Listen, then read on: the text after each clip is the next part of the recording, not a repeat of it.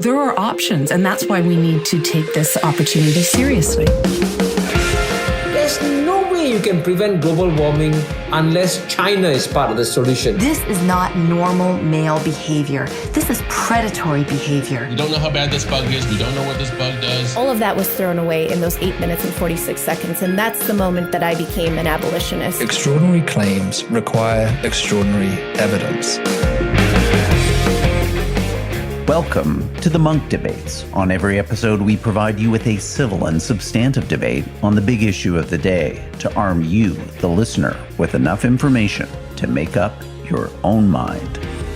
Today's debate, be it resolved, don't fear the dominance of big tech in society.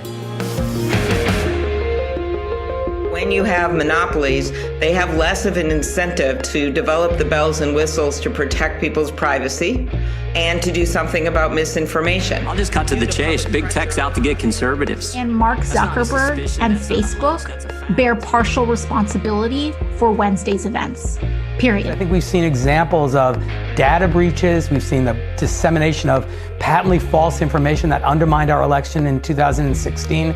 So I think people are beginning to understand that there are dangers out there because of this market power and this concentration. Hello, I'm your moderator, Rudyard Griffiths. It's one issue that has united warring liberals and conservatives against a common foe, the rise of big tech in society. Antitrust experts warn that Google, Facebook, Amazon, and Microsoft have all become too powerful, too fast. They control our data, our discourse, our politics. Their unmatched power is a threat to innovation, market competition, and maybe even our very democracy itself. I'm deeply concerned right now that the space around companies like Amazon, Facebook, Google is now referred to by venture capitalists as the kill zone. So my view is break those things apart and we will have a much more competitive, robust market in America. That's how capitalism should work. That's Senator Elizabeth Warren. Critics of big tech argue that for the sake of our democracy and the dynamism of our economy, the days of big tech's unlimited expansion, privacy violations, and corporate mergers and acquisitions must come to an end. In the view of big tech's critics, it's past time to regulate these internet giants. The CEOs of these tech companies, however, are fighting back. I believe that Facebook and the US tech industry are a force for innovation and empowering people. Our services are about connection, and our business model is advertising, and we face intense competition in both. Mark Zuckerberg and his peers at Amazon, Apple, and Google argue that they have become an easy scapegoat for the pitfalls of a digital revolution no one could expect. In their view, there is no monopoly. Their companies face stiff competition from big players in the emerging technology space, disruptors that are threatening their very business models. They also argue that they've provided incredible life-changing opportunities for consumers, communities, and social movements around the world. On this installment of the Munk Debates, we challenge the essence of these arguments by debating the motion, be it resolved, don't fear the dominance of big tech in society. Arguing for the motion is Robby Soave, author of the new book, Tech Panic: Why We Shouldn't Fear Facebook and the Future. Arguing against the motion is Taylor Owen. He's the Beaver Book Chair in Media, Ethics, and Democracy at McGill University and the host of the Big Tech Podcast. Taylor, Robby, welcome to the Munk Debates. Hi, Rudyard. Thanks for having us. Yeah, thanks for having us. Guys, really looking forward to this conversation today. This is one of the big issues that we are debating in our society. It was a kind of urgent question before the pandemic. It's maybe only become more intense as a result of all of our deep immersion in digital technology over the last 18 plus months. So the opportunity to have a thoughtful, substantive debate with both of you on this issue is a privilege indeed. Our motion today, be it resolved, don't fear the dominance of big tech in society. Robby, you're speaking in favor of the resolution. I'm going to put a couple of minutes on the show clock and turn the program over to you. Thank you. That's right. I think generally fears of big tech's dominance are somewhat overstated and hyperbolic. I think they harken back. We act as if everything is new, but there is such a long history of freaking out in the media, in society, about all sorts of innovations in the communication space. I mean, in my life, I'm 33. I've heard it all about, violent video games and comic books further back. There's always some new scary thing that the kids are reading or doing, and it's going to cause the collapse of society, that kind of stuff.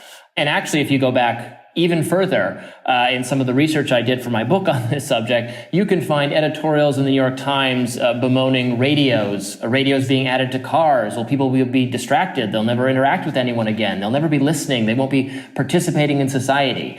If you go back further, in ancient times, the written word was feared that it would make people forgetful and forget how to have conversations. So there's just throughout our civilizations, we've always freaked out about new developments in the communication space. And I don't think those freakouts have borne out very well. So I'm automatically suspicious or skeptical going into any discussion of big tech, that we've actually been down these roads before. And it turns out in the past, the vast benefits of these new innovations, these new methods of communicating are forgotten or are overlooked. It is, broadly speaking, a terrific thing that I can now easily interact with anyone all over the world. I can find new people to be friends with, to socialize with. I have access to a wider and more diverse array of information, of different sources of information. Over the course of my lifetime, the ability to engage in speech, in dialogue, in society has dramatically increased. There are some drawbacks to that, but there are also tremendous benefits. As a journalist, I don't have to send a letter to the editor or write a dueling column or send a telegram to someone I want to have a conversation with about public ideas. I just ping them on Twitter and we have at it. I think that became only more evident during the pandemic, during a time when we were, literally forced to stay 6 feet away from all other people, to be confined to our homes, to forego the kind of socialization that humans are so accustomed to and crave and should have. Thank goodness we had these very powerful tools for continuing to engage in socialization, in conversation, in dialogue. Everything from Facebook and Twitter and Instagram and Snapchat and TikTok to Skype and Zoom, to the technologies that made continuing with work possible. So there's so much to the good. Now, of course, there's some to the bad. We hear concerns about misinformation relating to the pandemic, the integrity of our elections, the addictiveness of our smartphones for kids, and so many other things, so many other reasons to be concerned about technology. And I'm not writing off all of those concerns, but I think if you look at each of them, there are ways in which they are overblown. There's a lot of thunderous denunciation. There's a lot of, big tech is ruining society, is taking away our freedoms, is harming us in all these ways. And it doesn't, given the tremendous benefits and the overstatement of these harms, I actually don't think those conclusions hold up well. I certainly don't think many of the solutions on the table, the efforts to grapple with big tech, which are often actually paradoxically supported by Republicans and Democrats kind of across the board, I think these solutions tend to be not very good. But part of the reason for that is that they're overstating this problem. Thank you, Robby, for that opening statement in our debate on big tech today. Our resolution, be it resolved, don't fear the dominance of big tech in society. Taylor, you're arguing against the resolution. Your opportunity, the same as Robby, an opening statement to set this debate up for us. Please proceed. Yeah, thanks so much. Look, so I'd be the first to champion all of the positive benefits of social media, the voices they've enabled, the power they've decentralized away from established institutions to new actors and new voices who were historically marginalized from society. I think that is the principal democratic benefit of this set of technologies that we've embedded in our lives over the last 20 years. But those technologies, like all industries, come with some downside risks, many of which were just mentioned. Some of the amplifications of division in our society, the mental health challenges, the challenges of reliable information, which we can talk more about the extent of that problem or not. But I would argue that those aren't problems in and of themselves. Those are problems that exist in society generally. The challenge that I face with some of these technologies, and in particular the social media platforms, is that they aren't just mirrors of those problems, reflecting the problems that already existed in society. They actually can enhance or amplify them by the way they're designed. And if that's the case, then we need to look at the design of these companies and of these technologies. And if it's the case that in addition to all of the benefits they provide to society, they're also creating some social or political or economic harm, then I think it's our right to interrogate whether those should be adjusted in some capacity. And I think the key way this happens, the key way that the technology amplifies or creates some of these harms is through a business model. And it's a business model that takes the core asset that these companies own, which is data about users, which we have to remember there was no real business model for the internet up until really Google and Facebook cracked it, which was to monetize these data in two ways.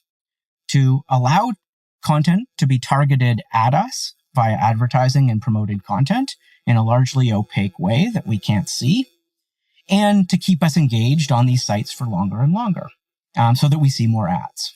This occurred very quickly. I would argue transformed this space of free speech into something slightly different, something that's highly mediated by these platforms themselves, and has led or exacerbated some of these harms we're talking about.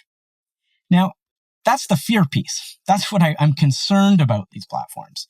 But the second part of the resolution is about dominance and whether the size of these platforms also matters. And I would argue it does, for the simple reason that we know from history that publicly traded private monopolies do not self-regulate.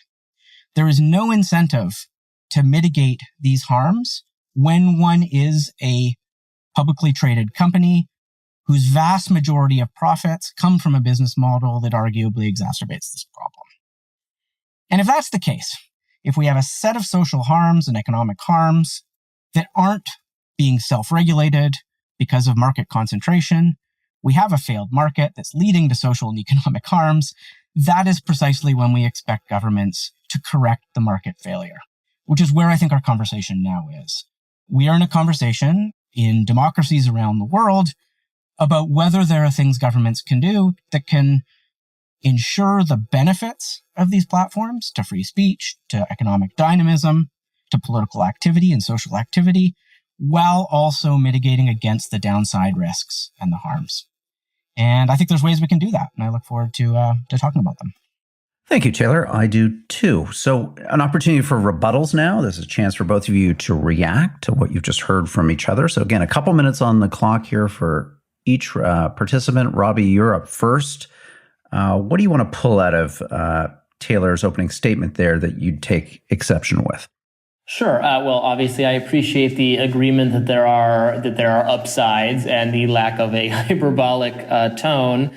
Since Taylor went in the direction of talking about their collection of data and kind of the size of these companies, I guess I'll focus there. I think this process of social media sites collecting information on you and using that information to show you relevant content and advertisements is described or assumed to be nefarious when it isn't necessarily nefarious. It is not, I don't think, evil or wrong for a company that you're voluntarily using. There is no requirement that you be on Facebook. You don't have to have a Facebook account. There are tons of people who don't. You don't have to have an Instagram account or a Twitter account or anything else. But you have it, and you signal certain preferences that you have, and then the technology shows you more content that you might like to engage with and relevant advertisements to you. They're helping you customize your own social media experience. Certainly there can be downsides to this, but it's not, the fact that they're doing this isn't evil of itself. It's how they make money, obviously. These are private companies and they are trying to make money. And I'm not against a business providing you more of an experience you want to have and like better. and they're not even charging you, the user of Facebook, for it. They're profiting by selling ads here. So it's not, and that gets into kind of the idea that they're a monopoly. These platforms are competing with other platforms in a variety of ways, depending on the function, we're talking about. Facebook as a platform for dialogue about current events, obviously, competes with Twitter, a smaller competitor, but a competitor nonetheless. It competes with Google in terms of the political advertisement space. Certainly, some of these companies, Facebook, Google, Amazon in some ways, these are certainly large and influential and powerful companies. They do have a lot of power. I don't think anyone would deny that. There has been, however, such tremendous chaos in the tech space in my lifetime. If you look at what the top, web properties were 10 or 20 years ago, it's the board is entirely scrambled. Maybe it will be the case that Facebook and Google and et cetera are in these absolutely dominant positions, and they could never be undermined by the market or by someone else coming along, or just by developments or people not wanting to post all their pictures online anymore. I don't know, but I certainly think it's naive to think it's impossible that they could be disrupted by stagnating or for other reasons. And I'm not so terrified of the power that they have at present. Again, I'm sure we could find some things they're doing we don't like, but it's not. It doesn't strike me as the same thing as the government created telephone company monopoly, owning all the literal telephone wires and you having very little choice in the matter. I actually think the communication space is one in which maybe fears of monopolization or one large company have not actually panned out in the long term, or the government's efforts to address them have made them worse. Thank you, Robby. Similar opportunity now for you, Taylor, to weigh in with your rebuttal. You can reflect on Robby's opening statement, what you've just heard now. What points of contention are you going to make? I'd love to dive into that competition policy question a little bit further, and perhaps we'll get more of a chance to. But competition policy is about a lot more than just pure monopoly and antitrust. So there's arguably a case that there have been anti-competitive behaviors by these companies that should be subject to various forms of oversight, like any industry might be, and probably haven't been to date sufficiently. Things like mergers, acquisitions, predatory acquisitions, potential data abuses, which are now being considered part of consumer harm in many jurisdictions around the world. I think there's a nuance to the antitrust debate and the monopoly debate that I fully agree isn't always reflected in the critics of these companies either. But competition policy is probably somewhere where if we agree that the free market is a powerful force in society, we should be setting some rules and enforcing rules that allow that market to function as efficiently as possible. And then we can look at potential solutions to the harms that remain, that weren't self-regulated out of the market. But I want to pick up on one point around moral panics here, about the historical precedent of this. And I am the first to acknowledge that societies have reacted with concern and bewilderment and confusion when new communication technologies have been introduced. And I've worked a lot on some of these introduction of some of these previous technologies. But what often gets lost in that, I think, moral panic accusation is that each time these new communication technologies were introduced, there were tremendous benefits, absolutely, but there were also new downside harms and risks. And as a society, we responded to those. We changed how we governed communication technologies at each incident of their introduction, because they were different, because they led to some transformative change about how we as a society communicated and in many ways organized ourselves. That resulted in a change in governance approaches. And I think that's just exactly what we need here. We've seen the introduction of this remarkably powerful technology, probably the most powerful communication technology in history. It has transformed society in some incredibly powerful and meaningful ways. And it has shown that our governance apparatus is totally out of step and incapable of doing the things that it was intended to do, mitigating downside harm, ensuring economic innovation and dynamism in the free market, whatever they may be. Our certain set of rules aren't capable of doing that in the advent of this new technology, this new communication technology. Thank you, Taylor. My opportunity now to join the debate and think up some questions that are top of mind for our listeners. And I want to kind of try to approach this debate by recentering us back on the motion. We've been doing a good job of that.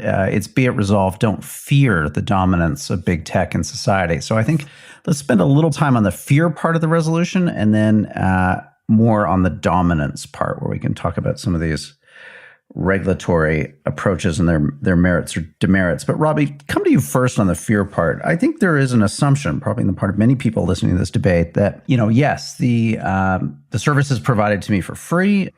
It serves up content to me that is curated by its algorithm. But that algorithm is not benign. That algorithm's interests and my interests are not necessarily aligned. The algorithm's interests are to ensure that I stay on that site, Facebook, Twitter, Instagram, whatever it is, for as long as possible to see as many ads as they can possibly put in front of me. I'd like to hear a little bit more from you as to why you think that bargain, that trade-off, that exchange, and the informational asymmetry between me as the consumer and Facebook, Instagram, Twitter, you name it, as the provider isn't something that is cause for anxiety, if not fear, in our society. The dominance of that informational asymmetry and its impact on us individually and then collectively in terms of our politics and society as a whole. Sure. It's nothing to fear because it's nothing new or unique. Every institution thing that is offering you information, a perspective, is trying to get you to engage with that longer. I mean, it's true of the mainstream media. This is a refrain I turn to frequently, but I mean, the New York Times wants you to read the article and share the article and buy a newspaper and do all sorts of things. It wants to keep your eyeballs focused on its paper, and it makes all sorts of coverage choices, including, I think, very clearly through the duration of the pandemic, emphasizing negative news and doing its best to scare people into compliance at every turn. This isn't just my opinion. There have been studies actually showing the mainstream coverage in U.S. markets of the pandemic has just been relentlessly negative, even when negativity was actually not necessarily merited by the direction the pandemic was taking, because negative news sells and scaring you sells. This has been true in radio, in local television coverage is some of the most sensational and bad kind of news coverage you can possibly find. So, I mean, forgive me for being overly worried that there's some of this going on social media too. Yes, they want you to engage more, but that's the sort of business model of everyone who is selling information or selling a perspective. It's just nothing new. It's not, and I don't buy the sort of more out there kind of social psychology claims that your brain is being rewired for addictiveness. That you hear that kind of stuff from time to time. None of that is very well supported at this point. Let's have Taylor come in on this point. So what's your view here, Taylor? Robby's saying, look, this is how media operates. People are intelligent. They make informed choices or not. We're rational, responsible adults. Don't paternalize us. Don't infantilize us in terms of assumptions about our experience of this technology and what it's supposedly doing to us. Yeah, I mean, look, I in principle agree with a lot of that. But I think, again, it's important to understand and to consider how these platforms might operate in a way that's slightly different than the way traditional media advertising has worked, if we're taking the advertising point. So, for example, when we're saying data collection, well, data collection for most of these platforms is not just done on the things you do on the site, as they'd like us to believe, but actually collected from our behavior around the internet and provides incredibly detailed profiles of each of our users, sometimes in the tens of thousands of variables collected across our purchasing using our credit card data, our movement using our cell phone GPS signals, how we've behaved across other websites across the internet. All of these are used in order to target content, not necessarily designed just to buy a product or whatever it might be, but to potentially have a slightly higher likelihood of nudging our behavior. And you could say that's, of course, what the New York Times has always tried to do when they sold an ad in their newspaper. But I think it's worth questioning if we care about advertising as a form of speech in society at times like elections, for example. In Canada, we have very strict laws about what can and can't be said during an election and what can and can't be paid for in an election. And it's pretty clear that this kind of capability to target an individual based on a highly detailed set of data about their preferences and nudge them, say, for example, to not vote or to dissuade them to vote at a particular moment or in a particular direction, is a new kind of capability that we might need to think about a bit differently. So how might we do that, right? If we take a realistic view of how the technology works, it allows us to adjust the way we oversee these types of capabilities and sectors. So we might say, am I, as a user of the internet, offering reasonable consent to a company to use data collected about me all over the internet in perpetuity? Maybe not. Maybe we need some slightly revised consent agreements.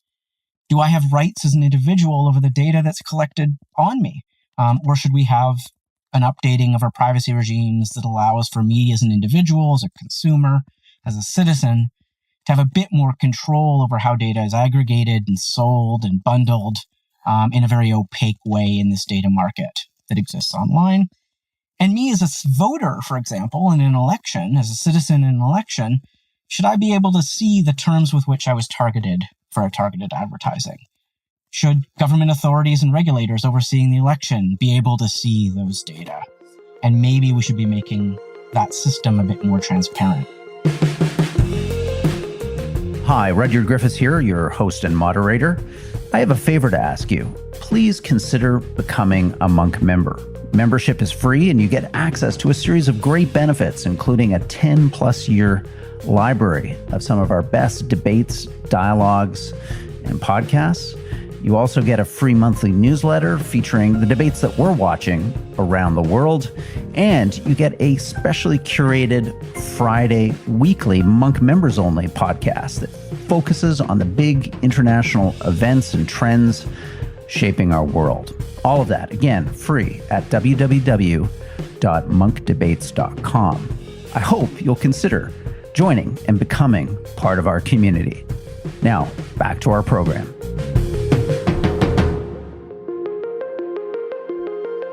So, Robby, let me come back to you. We'll spend just one more pass here on the fear part of our resolution today. Be it resolved, don't fear the dominance of big tech in society. And the other kind of rap that big tech is getting these days isn't simply about the supposed risk of the manipulation of individuals. It's about a perception that our discourse in society has become dangerously polarized. And there are various social scientists, social psychologists, I think of Jonathan Haidt as one, who make the argument that you can kind of timestamp the explosion of polarization in our politics and in our culture to the arrival of these technologies at scale in our society. So I want to hear a bit from you, Robby, because I think, it's kind of hard to refute that we haven't experienced an explosion of polarization on cultural issues, on political issues. Why aren't critics right to align that social phenomenon with the emergence of big tech as our dominant means of communication? What big tech has allowed is for the conversation to be there's more viewpoints in the mix than ever before. Certainly some people who just want some kind of manufactured consensus from some illusory ruling regime are going to not like it, that now lots of people have all sorts of different opinions and you can see them and you can share them and you can engage with them. And gone are the days that there are just three news channels and there's just your major newspaper and these are the sources of information and they often mostly agree. There were downsides to that. There were consequences for U.S. policy. That's the kind of unanimity in thought that creates, I think, the Vietnam War, the Iraq War. Now it's the gatekeeping, the stranglehold that this regime had over thought is gone. It's broken in 1,000 different ways, and this can be messy. It can be unpleasant. There are certainly downsides to it. I don't like how nasty and tribalized our discourse has become, but some of that nastiness and some of that tribalization is people getting to speak and to say things who wouldn't have been heard before. There are, we talk about the siloing effect. Well, villages are silos. I mean, there are a lot of people throughout most of human history, throughout the recent history of our own country, people who wouldn't have encountered someone who looked and thought differently than them, who had a different religion or a different sexual orientation or a different ethnicity, and you talked to your neighbors and your family, and you lived and you died near where you had been born. And now you can engage with everyone all over the place, and it is messy and it can be painful, but it can also be good. It can also be productive. There's a lot of ways in which we say, oh my God, things are so bad right now. This is so toxic. This is so terrible. Actually, it's been bad a lot of ways in the past, and a lot of ways it was actually worse. So Taylor, let's get your response to Robby's rebuttal there of the contention, the argument that a lot of polarization that we're seeing in society can be laid at the feet of these platforms, and maybe talk a little bit about the non-Western world, because there are some pretty, shocking allegations that have been made about the effects of platforms like Facebook in ethnically and racially polarized countries in the developing South. We tend to talk about these conversations in the context of democratic societies that have a degree of oversight in how they regulate speech, but obviously they're used in vastly different ways in illiberal regimes and autocratic regimes. And I think that there is likely evidence that some exposure to broader views can help push back against autocratic regimes.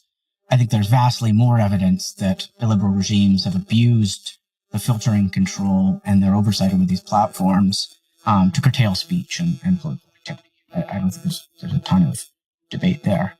On the domestic polarization front, I mean, this is a hotly contested issue in the research community. It's a topic I do a lot of work in, both in Canada and the US. And absolutely there is debate about to what degree the nature of digital technologies increases or decreases polarization. A lot of people are right to argue that polarization is what often leads to social change and progressive change. Certain groups identify new issues and harms and activate and become activists around them via sharing information, and that polarization can lead to broader social change. One thing that has changed, though, and we can show this pretty clearly on platforms and the way in which platforms structure our conversation, our political conversation, is that effective polarization is way up. And effective polarization isn't just that we all have different ideas, of course we do, or that we all want to engage with people who have broadly like-minded views. Of course we do. That's kind of a human trait. But effective polarization argues that this intrinsically means we actively dislike those with other views. And that is something that's getting worse. Thanks, Taylor. Well, let's move on to the second part of our resolution today, the dominance word there that we have in our statement, be it resolved, don't fear, the dominance of big tech in society. And Robby, let's hear a little bit more from you on that point, and maybe why you have, what your theory of the case is, your thesis for why overregulation or a kind of a knee-jerk government reaction to, in your view, a series of misunderstandings about big tech's impact on society could have profound impacts for the economy, for democracy, for the ability of these platforms to fashion the public goods that people do consume in the hundreds of millions and billions around the world. Sure. I mean, I think the purported threat to democracy is a good example. So there's a category where I think the anti-big tech people, the people who say big tech is too dominant, too scary, will say, look, big tech malfeasance, election interference was a massive problem for the U.S.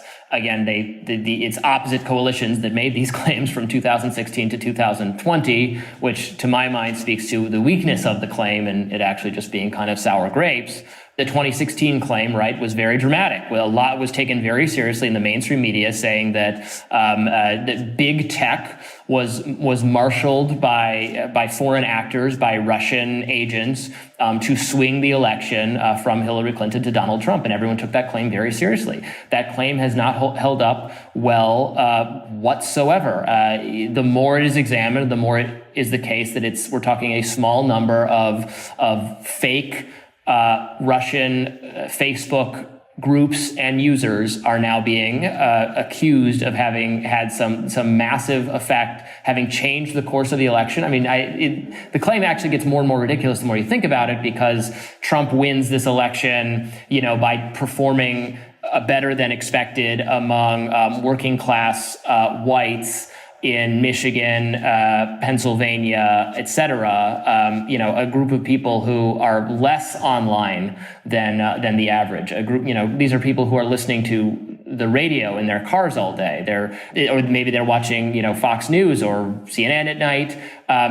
All sources of information, by the way, that are far more partisan and far more relentlessly propagandistic than what you're going to necessarily encounter on social media, which is filled with also just kind of your friends' pictures and posts about their day.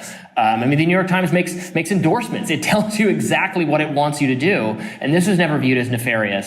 But suddenly, the idea that Facebook maybe allowed people on their platform who, in a bad or misleading way, maybe tried to somehow convince people to vote or not to vote. And that is dangerous because of their dominance. It's not a claim, I think, that holds up. And then again, it goes in the exact opposite direction in 2020 when they're being accused of, for instance, taking down the Hunter Biden story, the New York Post story about Hunter Biden's attempts to peddle influence. And they wrong, because later they admit they were wrong to take down the story. They said they claimed it was misinformation, but it seems like the factual basis of it held up pretty well, if not maybe not the loftier claims. I don't believe that this caused the election to go one way when it was going to go the other. This is trying to blame problems on the newest and most readily available thing.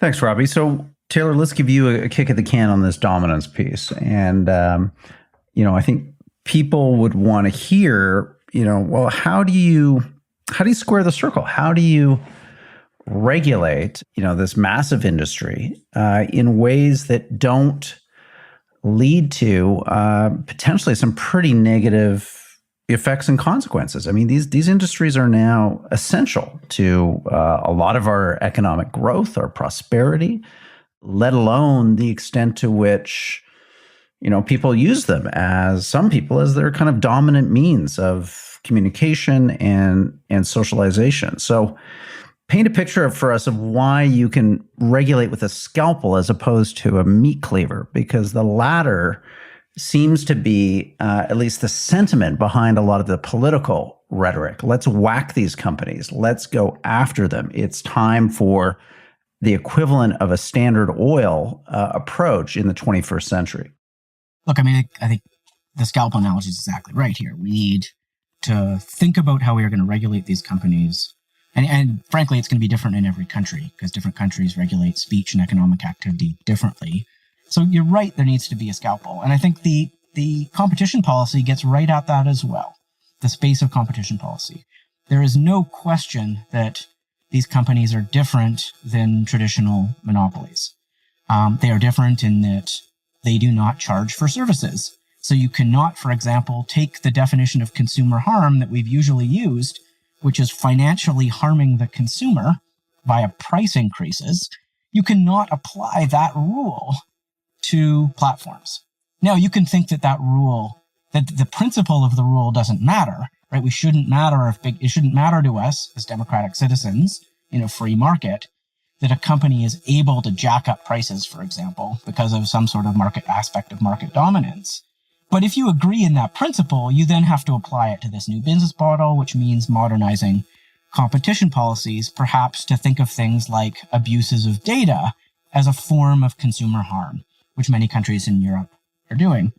But you also might need more nuance beyond kind of antitrust, full-on monopoly breakups to things like interoperability. We've made platforms that become something like a public good. We have made them more interoperable in the past so that people can take their assets and use them with a different provider. We've enforced financial transparency regulations on banks, for example. That is a form of competition policy. It's ensuring the market is functioning fairly. We've limited predatory mergers and acquisitions in all sorts of other sectors. Why wouldn't we do that in tech? Either we think the principle is wrong, or we figure out how to apply it in this new sector. It's really not rocket science. Thanks, Taylor. Let's go to closing statements. We're going to wrap this debate up for our listeners with two succinct summaries for and against our motion today. Be it resolved, don't fear the dominance of big tech in society. Taylor, you've been arguing against the motion. As per debate convention, we're going to have you go first and then give Robby the last word. Yeah, thanks so much. I mean, look, I think while these technologies are new and pose a set of new challenges to democratic societies, the idea that some new industry would change the way we communicate or change the way our market functions, and that we then need to react in some sort of reasonable response to that change is not a new or complicated problem at all. To the point of the resolution, I think clearly there are some things, despite all of the benefits of these platforms, that we are right as democratic citizens to fear. If fear leads us to act and to support governments to respond in a responsible way. I think where the dominance comes into play is that many of these harms are embedded in the way these technologies are designed and in a way that supports their market power. And when you have an industrial sector or company that is leading to negative economic, social, or political harms, as some have in the past, they are not able or they are willing or unable to self-regulate, as other companies have been unwilling to in the past, that is precisely when we expect governments to act in a way that maximizes the benefit of that industrial activity and minimizes the collective social, economic, and political harm. And I think doing so, figuring out how to govern in that way in this sector, will maximize the democratic benefits of these platforms, which are many, and minimize the harms. Thank you, Taylor. Robby, the last word goes to you in our excellent debate today. Be it resolved, don't fear the dominance of big tech in society. You've been arguing for the motion. Conclude this debate for us. Sure. I don't fear the dominance of big tech in society. I do fear, however, I fear the dominance of government in society, particularly any effort it might undertake to fix some of these purported problems. I fear the government.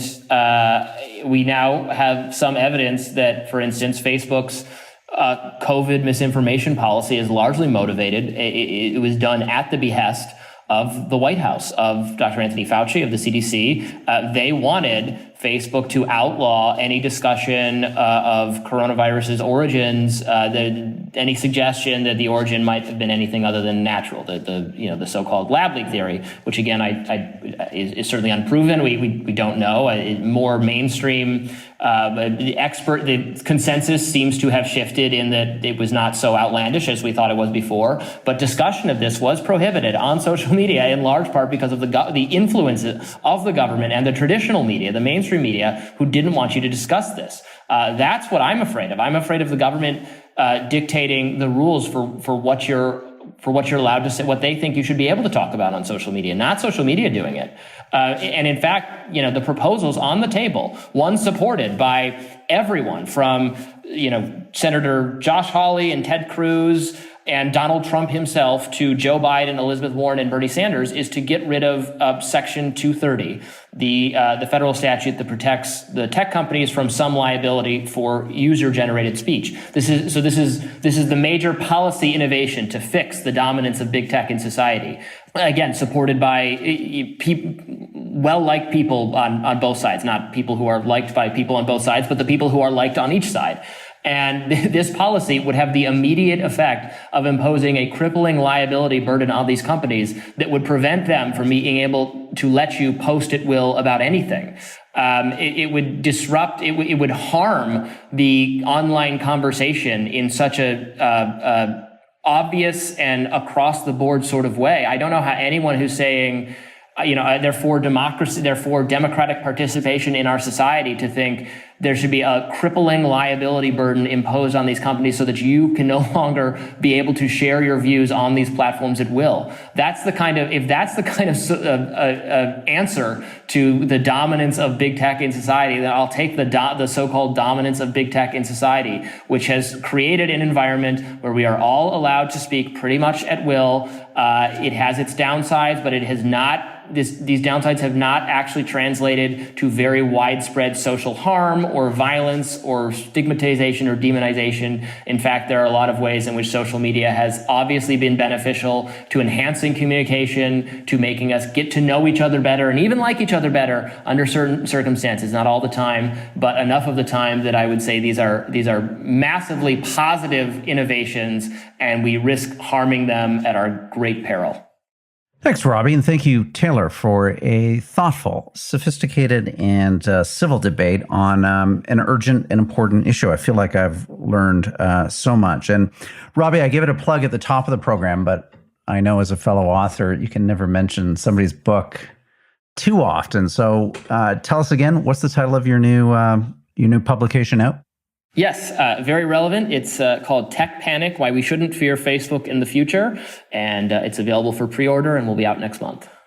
And Taylor, what would you recommend that people read after listening to this debate if they want to take this conversation further? Oh man, that's a good question. I mean, I think one place I would go is to look at David Kaye's new book about free speech and free expression as it relates to platforms. I think he's someone who takes a real global look at this and engages seriously with how democratic countries and liberal regimes around the world are grappling with this set of new communication technologies. Thank you, Taylor. And thank you again, Robby. Guys, that wraps up our debate. Let's connect on this fascinating topic again soon. Thanks so much. Thank you.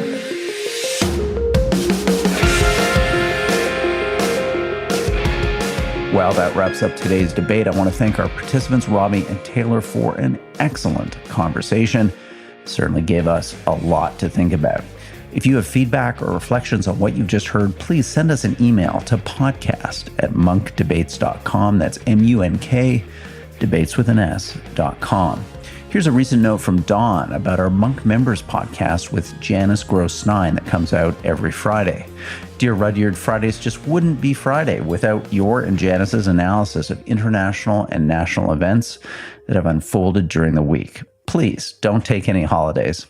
Hey, thanks, Dawn. We're going to keep that Munk Members podcast going all through the summer and into the fall. Really appreciate you tuning in and listening. For those of you who have not checked out our Munk Members podcast, you can do so for free. It's part of our basic perk of free membership at the Munk Debates. Join anytime at munkdebates.com/membership. Thank you for lending your time and attention to our mission and mandate to restore the art of civil and substantive debate on the big issues of our time. I'm your host and moderator, Rudyard Griffiths. The Munk Debates are produced by Antica Productions and supported by the Munk Foundation. Rudyard Griffiths and Ricky Gurwitz are the producers. Api Raheja is the associate producer. The Munk Debate podcast is mixed by Kieran Lynch. The president of Antica Productions is Stuart Cox. Be sure to download and subscribe wherever you get your podcasts. And if you like us, feel free to give us a 5-star rating. Thank you again for listening.